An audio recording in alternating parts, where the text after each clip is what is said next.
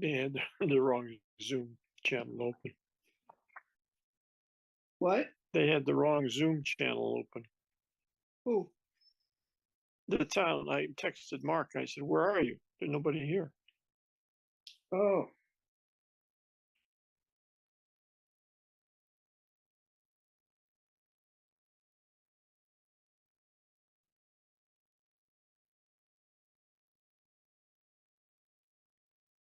Okay, he does, and that, Just because we, all right. Tom, can you hear us? is it coming on? Mhm. Can you hear us, Tom?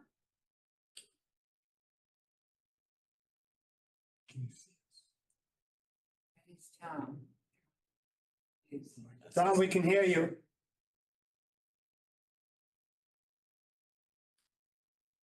Trying to change the view here. Can you hear us now, Tom?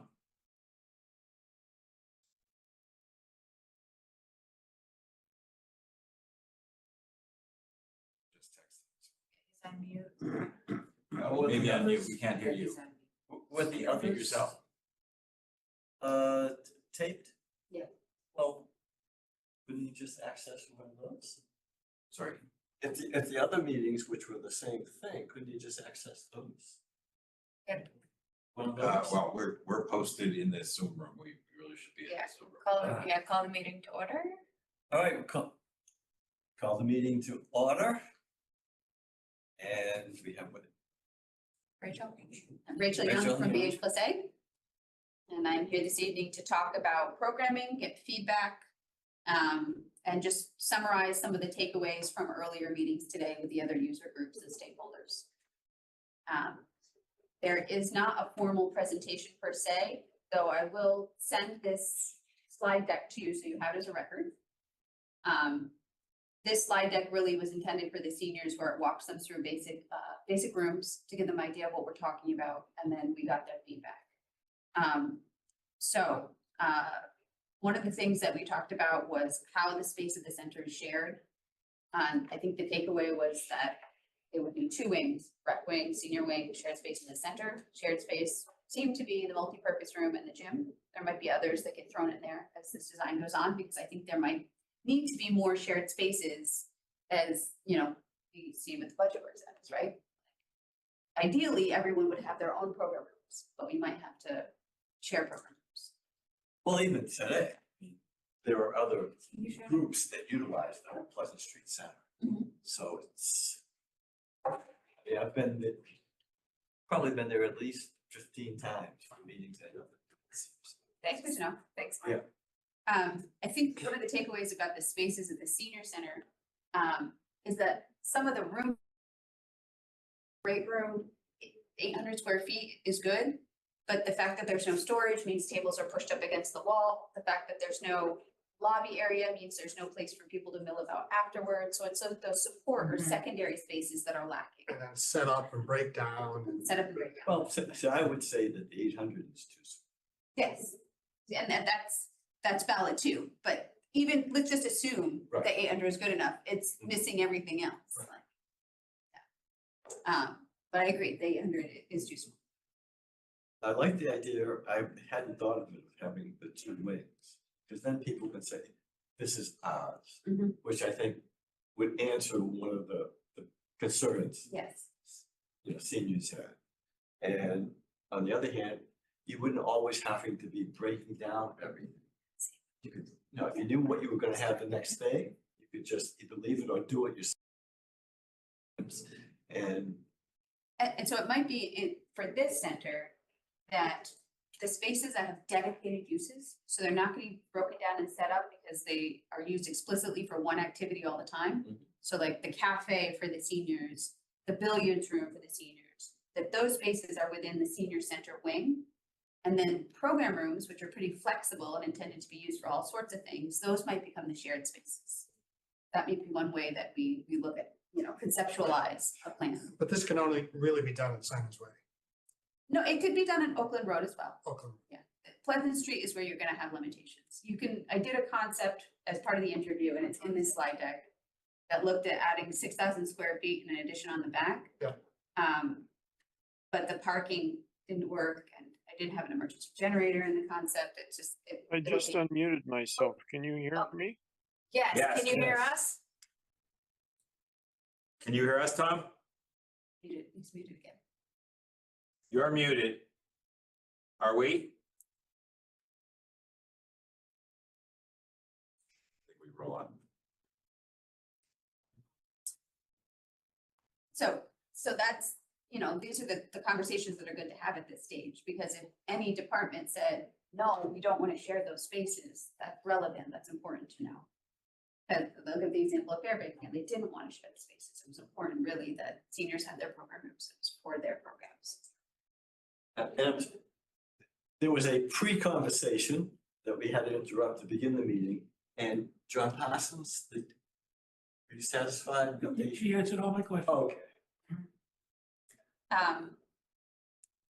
So the other thing I was gonna say about the Simons Way and Oakland Road sites that work in their advantage. If we're saying that Pleasant Street has limitations because of parking, that's a preliminary analysis. Obviously, those sites are larger, so they can accommodate parking lots, but they also are immediately adjacent to other public properties with large parking lots. So you could potentially downsize the parking that's actually at the center itself, relying on the rink parking or relying on the high school parking for special events. The way that the parking size or the number of parking spaces is gonna be quantified is by looking at peak events. It's gonna be by looking at like the 200-person banquet that you have every year in the multipurpose room and making sure you have parking for that. But 364 days of the year, you're overparked. So that might help us. But also, if it's Simon's Way, there's already an issue with the childcare that's right adjacent as far as traffic. Yeah, the parking down there. So, see, I'm a big believer that in this day and age, we should not be building so in that everybody's coming in their own vehicle. Or if they are, to a satellite spot where then vans can bring them or whatever, or at least should be looked at, because trying to have 100 parking for 150, let's say, vehicles. So it wouldn't be that, I think, so I said before, I'm giving,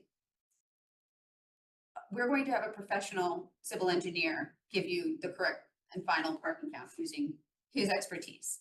But based on my experience, I would say a 15,000 square foot senior center would have to have a minimum of 70 parking spaces. With a gym, it would be more like 100. So that's what, those are the numbers I'm working with currently. Mhm. And so I need to talk to him and say, hey, if we have these two lots close by, could I have that? Could I, that's the, But with seniors, like if using the high school, I can't imagine them crossing that street. Just yeah. being escorted or something. If they put a light in there, it might not be bad. Yeah, and then, I mean, all these, they're gonna be trade-offs everywhere. Yeah, Yeah, so we just, I think, have to figure out what are the most important things and find them, then if you have A, you don't have B.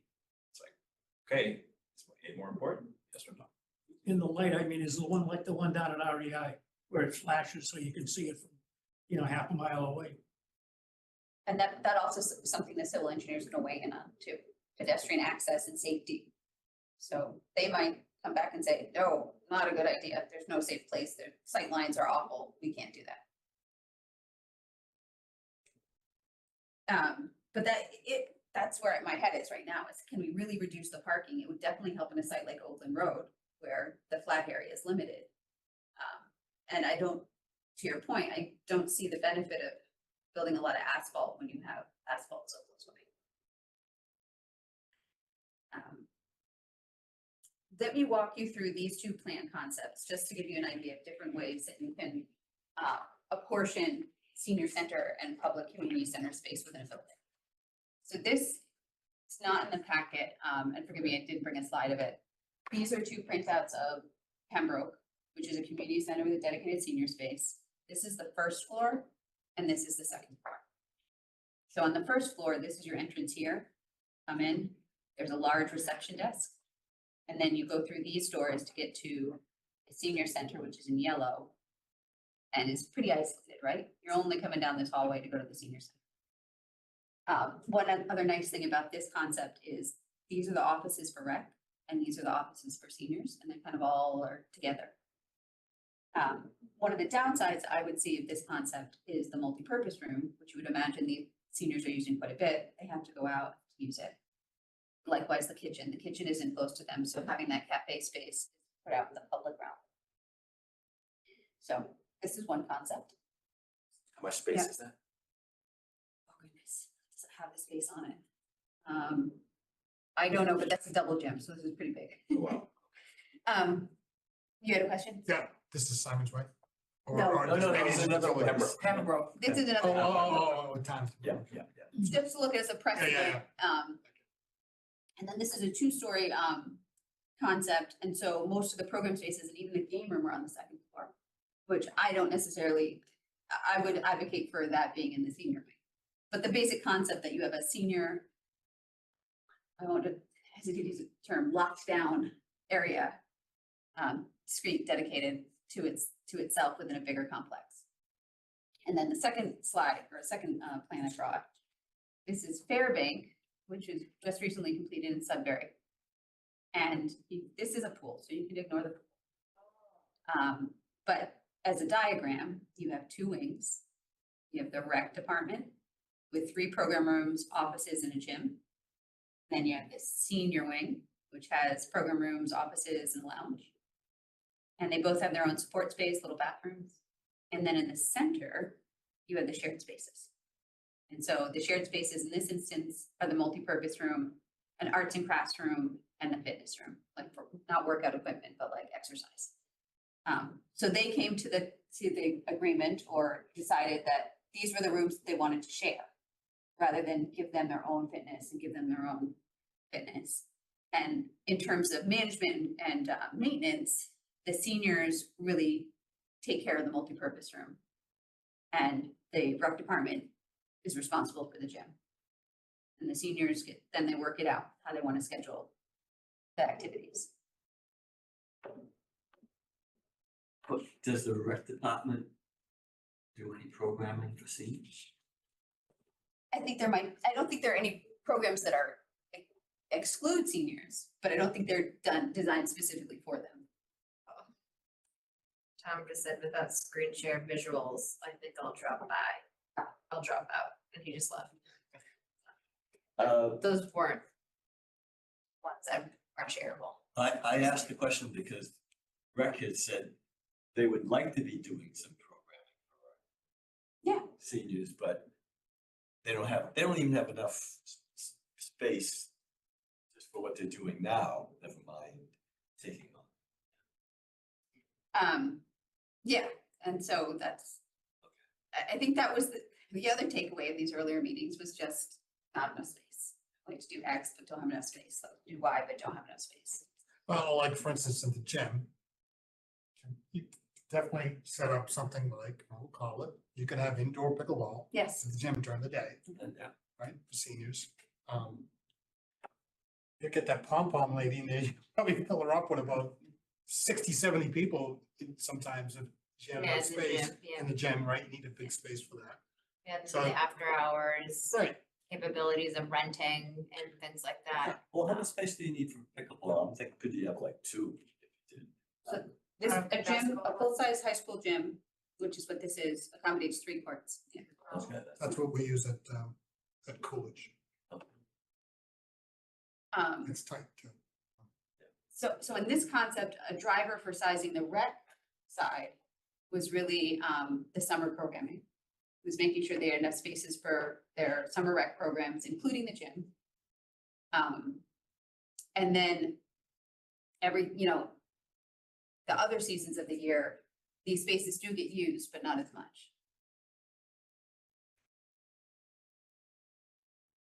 You were talking about priorities.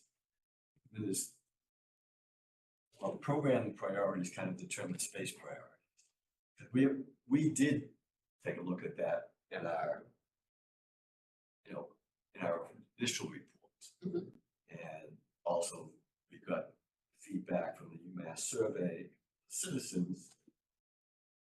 A lot of things synced in, like a large multipurpose socialization, private space for like counseling, healthcare, Yep, which counseling. was also Yeah, brought up earlier. you know, that sort of thing,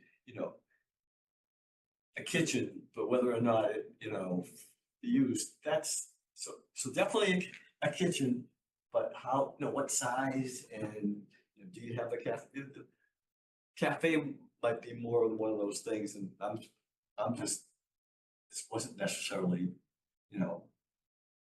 decided by the group, because we didn't get down to the specificity.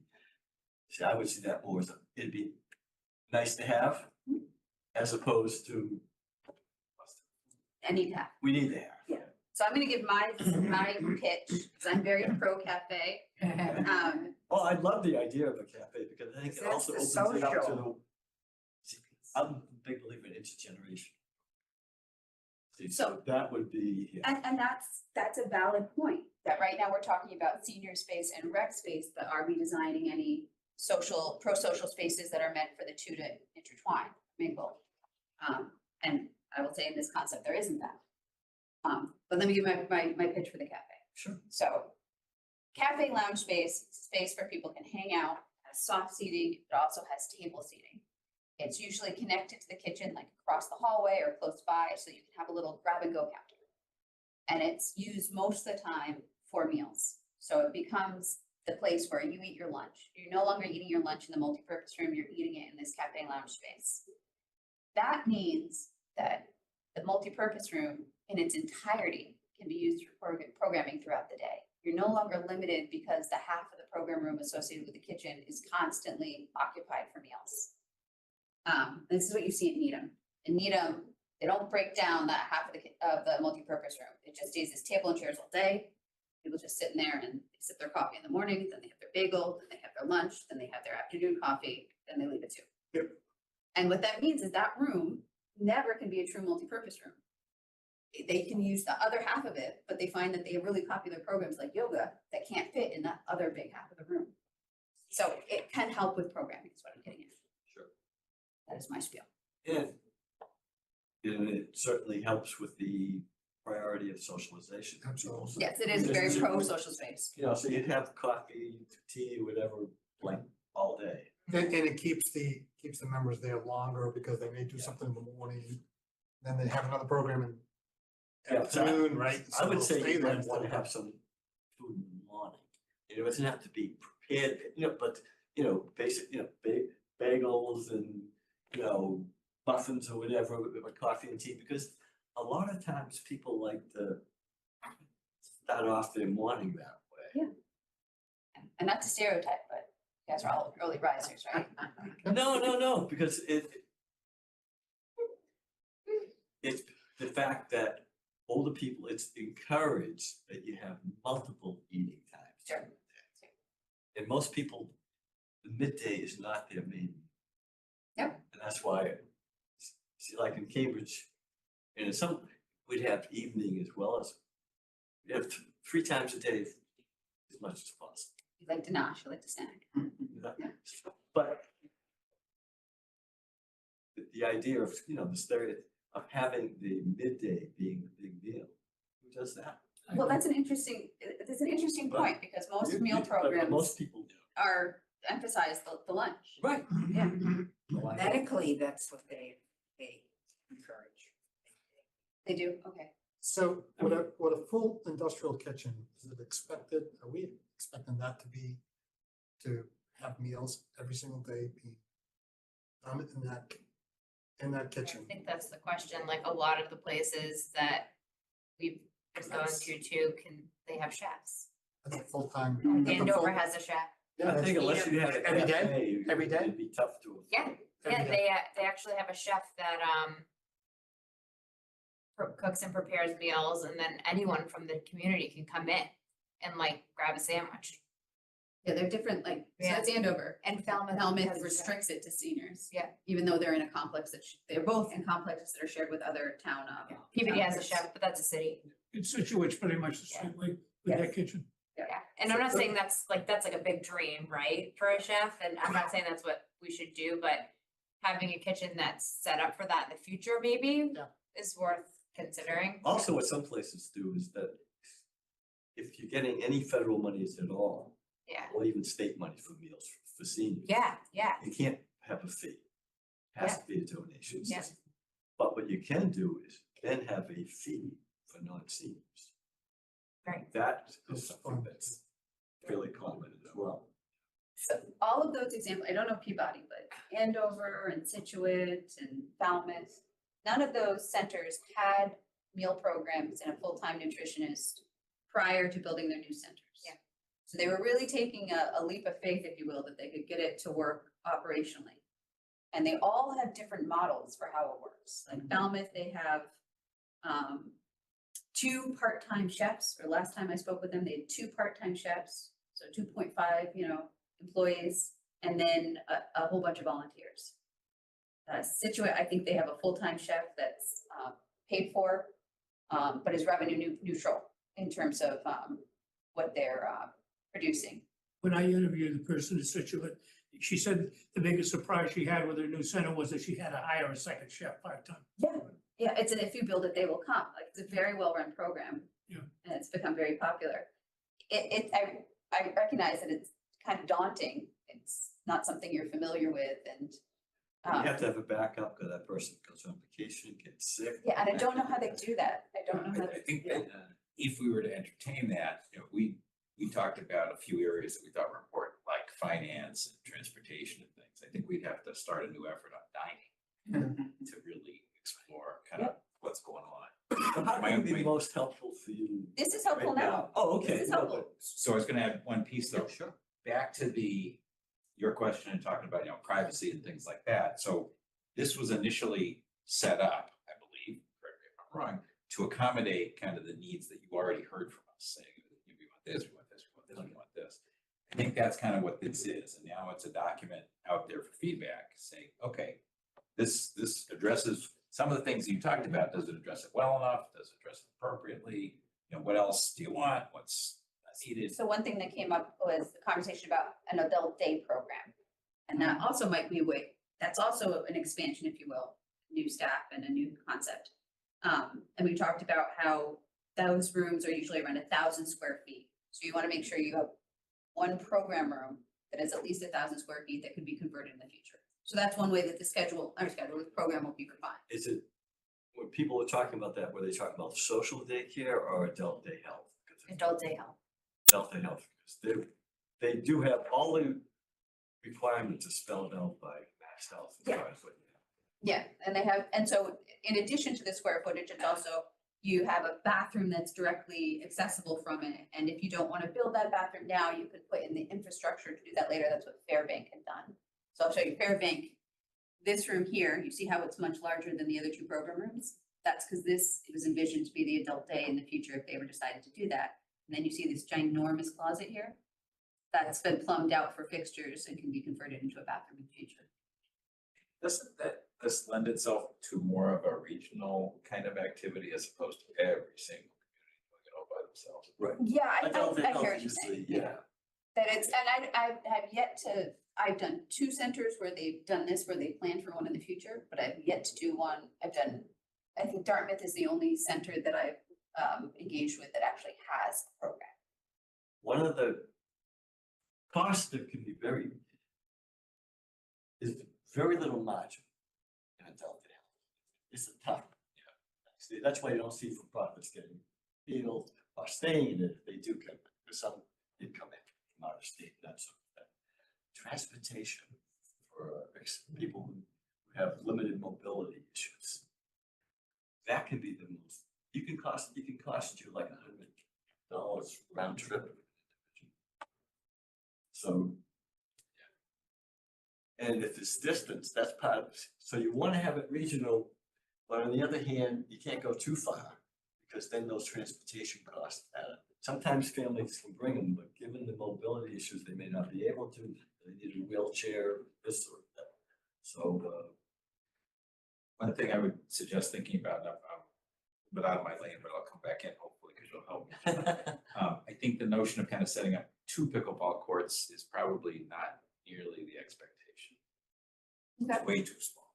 Okay, And that means probably not having something else. And I think if we coordinate with the other things being built, if phase 2 Birch Meadow includes new basketball and other things, it may be that there's, kind of figure out what's available at different locations and say, okay, so this is gonna be only this, that's gonna be only that, or as opposed to, oh no, you gotta have every single thing at that spot. so how many pickleball courts do you think? And you saying indoor or outdoor? Outdoor, They're outdoor, so you'd have to, you could do a double gym, and then you get 6. The double gym is big. but outdoor. Yeah. outdoor. Outdoor. I So, think at Simon's Way, there was more space to put outdoor facilities like pickleball courts and. Yeah, and Oakland Road, I will admit, because of the topography, there's a lot of investigation that I still have to do to get my head like really familiar with that site. And I need to talk to the civil engineer who, I think I shared this, had done the preliminary report on it to kind of get their take. Like, there's just a little more work with that site. So I don't want to overpromise that one.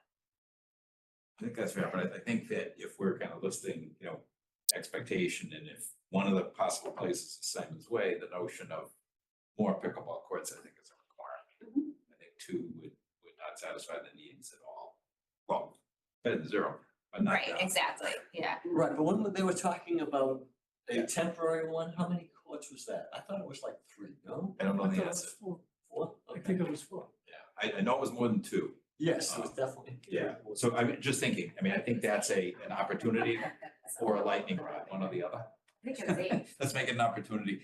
But like you said, if it's just 2 courts, like 2 is better than none. Right. And then perhaps there is another place to put 2 additional courts somewhere else in town eventually, I don't know. Right, but let's be realistic as far as pickleball's hot issue in town. Yeah. Got you. There aren't gonna be too many neighborhoods. Sutton's Way is the perfect location. Yeah. Totally. Yeah, I was thinking of Oakland Road, you're gonna run into other residents. Oh, complaining yes. about Well, because they pickleball. say all of the athletic events that go on there and Yeah. the loudspeakers and everything else, so they've done this year. And Kicking it up will help the process as opposed to impede it, and not Yes. kicking it up will impede the process as opposed to help. And so, Good, yes. Yeah, I mean, if you have 4, if you just had 4 and you also had 4 indoor potentially at some point, or 3 indoor, Yeah, then that's Yeah, great, that'd yeah. be really good. that's total, 7 total courts. Potentially could be really well. It's like. Remember, except for the winter our time. mission, if it's a community center, is to engage the entire community. Yeah, Right, and we want all these folks supporting it, saying, yeah, this is gonna meet my needs, or some of my needs. And so my understanding is pickleball is kind of going mainstream, where it used to be a quote Oh, unquote yeah. senior activity, it's now. Oh, yeah, no, it's, yeah. So, Yeah, but I think you'll hear, see how I didn't really bring it up, but there are a few folks on there that are very, very, very pro pickleball. And pro pickleball as a senior activity, right. not to the exclusion of others, of course. Right. Yeah, and the good thing about pickleball is if somehow, Ron, sorry, don't wanna offend you, if somehow it becomes like an obsolete sport in the future, like, Yeah. I don't know, like how, what is it, what's racquetball or squash, remember? Yeah, Like there's yeah. these in every single college, like I remember people were playing racquetball and I'm like, and now I never hear anyone playing racquetball, so, but if pickleball were to disappear, those courts could be made into tennis courts or made into basketball courts, They could, with lining, if they could. yeah. It would take some planning, but. I think it's gonna be a high school sport pretty soon. Hey, and it could be that. If So- that happens, then Yeah, that. so back here in terms of, are there things here that strike us as either wrong? Yeah. Missing? Yeah. Too much? Yeah, I was gonna ask the same thing. Have you learned anything new today besides? Well, this stuff? is meant to be kind of from us, we as. Yeah, but she also heard from other groups as well too, earlier in the day. I'll give you the digest. Yeah. Want to make sure we speak kind of what we're Ponds of thinking. storage. I was gonna say, what's one of the things I like, because that's when we went to other senior centers. Kept on coming up, I wish we had done more storage. it's just comical because like. It's a lot, these guys, these centers, the ones I've done, like, it's so. Feel like a gas, the stuff that you own, it just like spreads.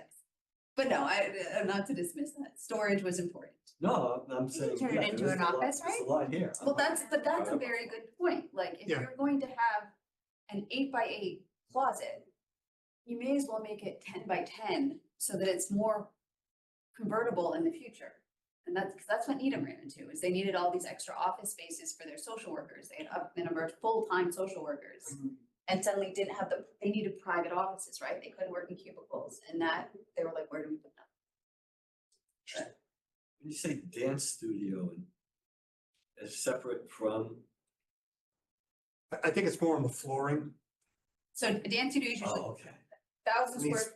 special, Yeah, that's a needs strange special one. flooring. Special floors, Oh, okay. yeah. all right. But it is not for this, because the seniors could use that. So yeah, is that a space that we would expect to be dedicated? Or do you think that I there's wanted another? it I think it should be shared, shared, yeah. cause you could do like a senior class and a adult class at night or. One of the advantages of as much shared space as possible is that there still is the stigma of going to a senior center. And to the extent that it's a community center, I think it removes that, because you go there because you're interested in dance. You know, when you're 40, 50s, so you just keep on doing it.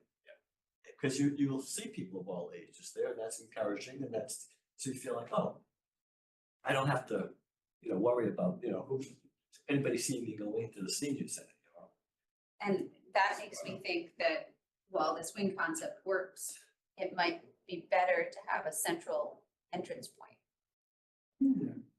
I would agree. And then you diverge, yeah. Yeah. Agree.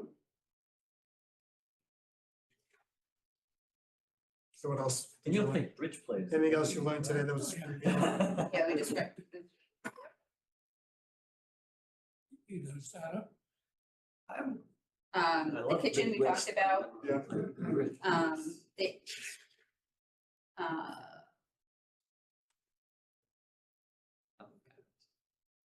They talked a lot about space for companions. So if you have someone who's driving you to the center, Mm. your daughter, your son, where do they go? But the waiting Yeah. waiting That's a rooms. good point. Cafe. Yeah, no, Did it come up as far as, grandparents, that's so common, taking care of kids, and so they can't go someplace where there isn't a place for kids. And a lot of gyms Yeah. do that, they have a little. Like play area. Yeah, little that's right. daycare. yeah, we talked about the sensory room, Okay, which is a new, I mean, I knew what they are, but it's never come up in the context of community center before, Yeah, but you're saying like more like a babysitting room, so like if like the Y has. Parent, yeah, rooms. right, because, if you're, I'm retired, so I see people between nannies and grandparents, yeah, the that's the way grandparents taking watch care the of the grand, kids. yeah. And You they see pawn them, them off on the babysitting room. well, no, Hey, they're working for free. it's something to help keep them going, Right. sustain them. Yeah, I know. That's Yeah. right. Yeah, it's a good point. Let me keep on going through here and see if anything comes to. We talked about the importance of gym for winter physical activity.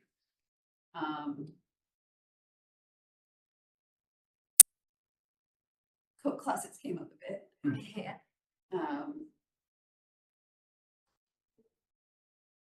An information corner in the lobby was a popular one. They mentioned having a friend's sales area, which is not heard of. Talked about the gym, it said no locker rooms, no fitness center associated with it, just gym. So no showers and things like that, right? But what we can do, we didn't talk about this center as a shelter. All right. But oftentimes typically these shelters are not emergency shelters. They are convenient shelters, which means they're used for like super hot days or if there's a power, but they're not. Centers used Yeah. for that now, Yeah, the center I think is actually an emergency. right, but it's limited hours, it's not like overnight. It's, No. and I would wager it's because usually there are structural implications. So usually you see emergency center, emergency shelters at schools, which are built out of like CMU block, really strong, or this Pleasant Center, which is brick and concrete. If you do it for a new, senior center, community center, that's probably gonna be built out of wood, it can really add on additional expenses. So that's lots of times, that's why we just do it as a convenience. You still have the generator, it can power the lights and keep the building operational, but you just don't have the label of emergency. But this, I was talking about showers. So sometimes in centers like that, we install a shower at the last bathroom stall. Yeah. And so then they just with a drain, and that can be used in, emergencies. Yeah. So But not for the gym to. not, yeah, not a full out locker room, Right, but right, right. something that's a little flexible. And did that gym include a walking track above? Yes. No. Above or around? Above, Yeah, it says, And staff, with Laura Gym, want, if it's big enough to use it as a voting center oh, instead of going to the schools. And then someone else in the staff mentioned public meetings, just having like a bigger space for public meetings. Oh, absolutely. Andrew, when he holds his MBTA communities, and he only has like a couple locations to pull from for that. And just having a room that's like set up and easy to use and things like that, so. Town meeting. It's Probably. performing art, yeah. That's a lot of people. Yeah. Right, 192 people. Max. Plus public, Platform. that's a big space. In voting, probably should just talk to Laura about that first. Oh, she's the one that mentioned it. She brought it up as a voting space. Yeah. that's Yeah. interesting. That's more people. Two places. So that told me to bring it up. And Fairbank is a precinct, and so we did a little study showing like how many of the voting little privacy booths you can fit in there. We have one central voting location. correct? Just the Yeah. field house. You didn't spec out the gym with the type of floor or?